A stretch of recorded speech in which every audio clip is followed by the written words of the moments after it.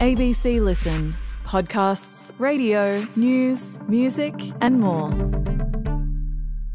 Hi, I'm Sam Hawley, coming to you from Gadigal Land. This is ABC News Daily.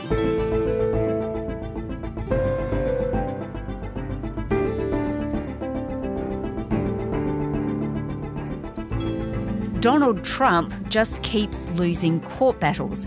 In the latest, he's been found liable for sexually abusing and defaming magazine writer E.Jean Carroll, who had accused him of rape. Today, Shayna Jacobs, who covered the case for The Washington Post, on how it unfolded in the courtroom and what it means for the many other women accusing the former president of sexual misconduct. And a warning, some listeners might find this episode distressing.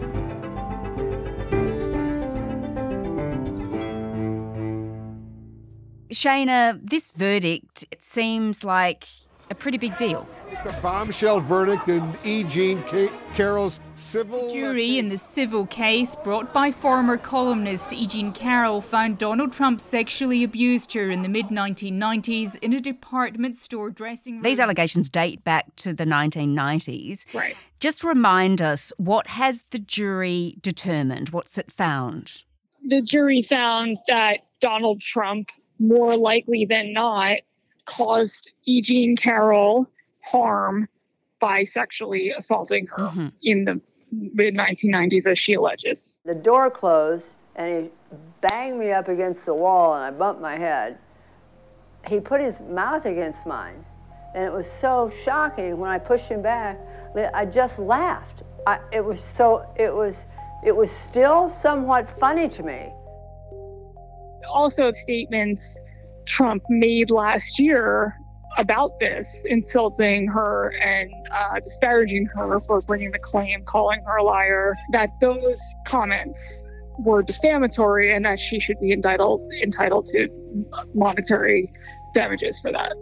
It's the most ridiculous, disgusting story. It was just made up. Never took place.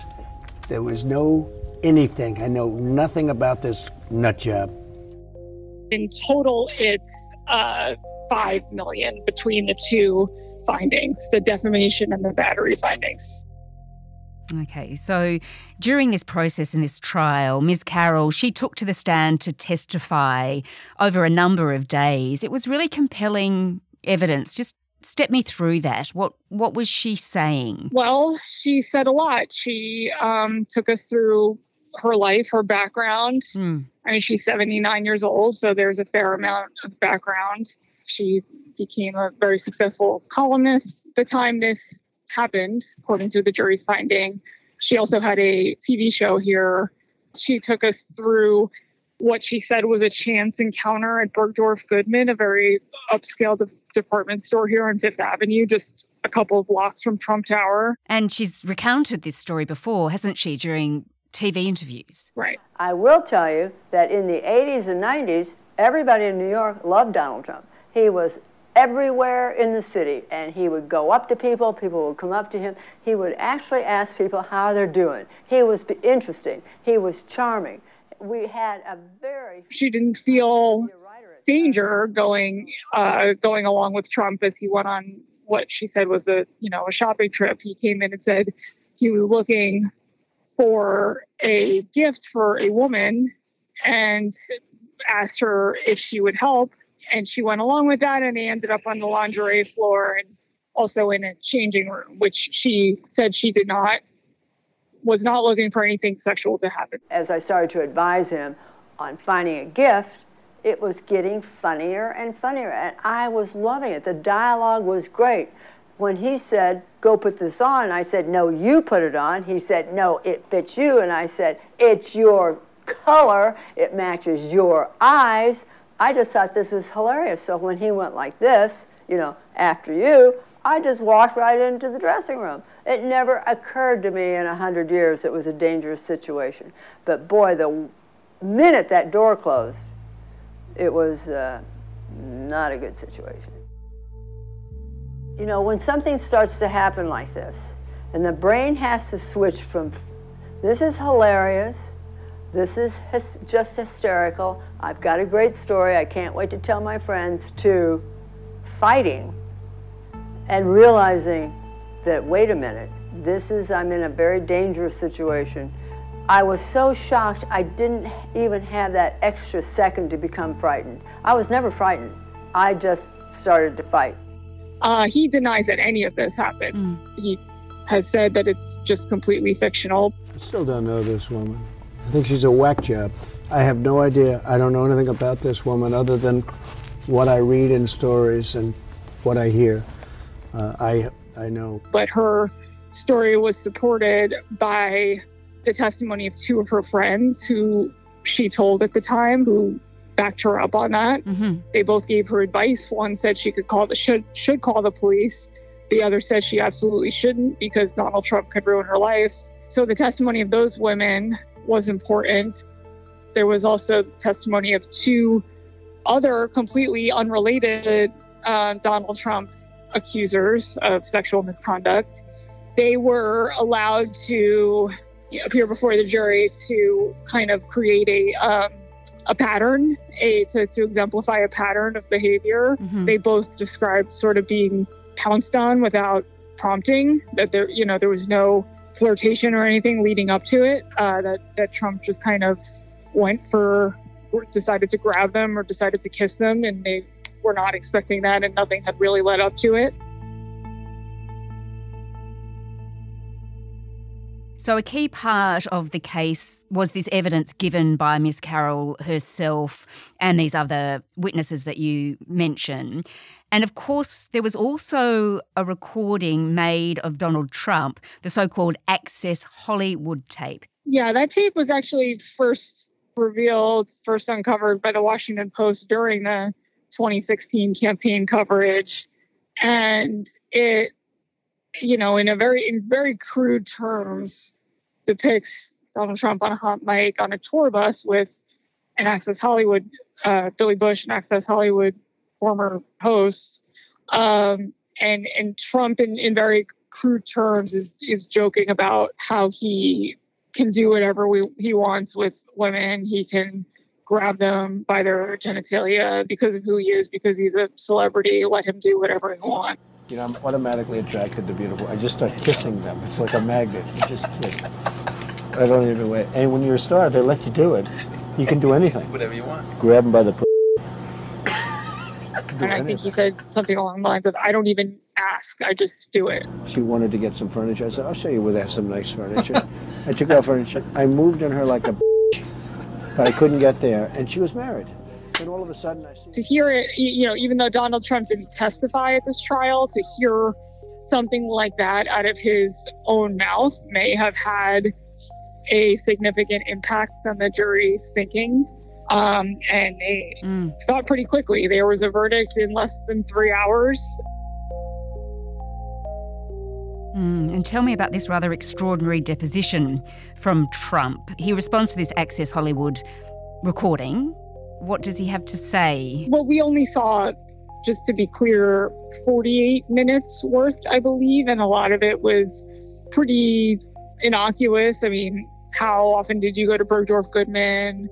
Did you ever buy gifts for women? Things like that. A bit surprising that he said in the deposition that he either rarely goes there or never went there or may have gone there once or something. Did you ever have occasion to go to the department store Bergdorf Goodman? Very rarely. You say very rarely. Can you give me more detail? How rarely? I mean, almost never. I would very rarely go there. Well, he also has said repeatedly, it's locker room talk, and so he kind of stood by it. And you know what I said then, and I say it now? Locker room talk. That was locker room talk. Okay. And you say, and again, this has become very famous in this video, I just start kissing them. It's like a magnet. Just kiss. I don't even wait. And when you're a star, they let you do it. You can do anything. Grab them by the you can do anything. That's what you said, correct? Well, historically, that's true with stars. So this is just one case against Donald Trump.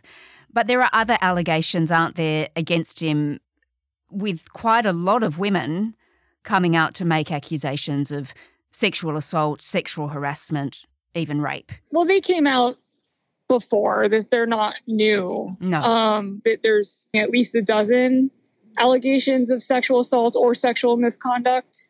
He continues to adamantly deny this. He's planning to appeal, which is not really a surprise. We'll obviously be appealing those other findings, but they rejected her rape claim, and she'd always claimed this was a rape case. So it's a little perplexing, but... He believes that he can't get a fair jury in New York because even though it's his hometown, it's heavily Democratic, and he believes he's not not loved here, I guess.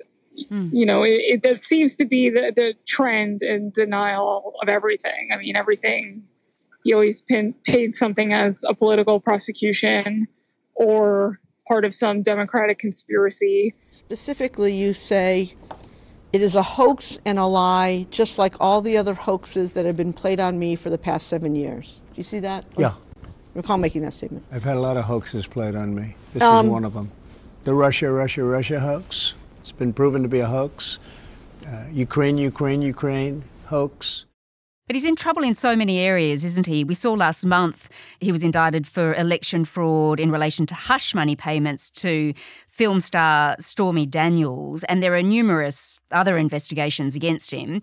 Do you think Donald Trump's luck is starting to run out? You know, there were 2 impeachments stemming from his presidency, so I think that, you know, he's been hit with legal challenges for quite some time, and he's facing very, very serious criminal investigations. Big pending lawsuit brought by the state attorney general here, which really cuts into some of his alleged business practices. So, as well as the fact that he was indicted by the state prosecutor of Manhattan here, he likely won't do any jail time for that, but it is still a felony indictment and the first time a U.S. president has ever been charged criminally. So, you know, it's just like a game of whack-a-mole for him and his legal problems. And none of these things seem to be going away anytime soon.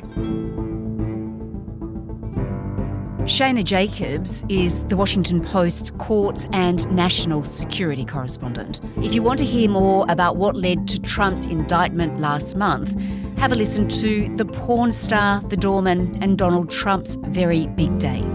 That's in your feed from the 6th of April. This episode was produced by Flint Duxfield, Veronica Aphap, Sam Dunn and Chris Dengate, who also did the mix. Our supervising producer is Stephen Smiley. I'm Sam Hawley. To get in touch with the team, please email us on abcnewsdaily@abc.net.au. Thanks for listening.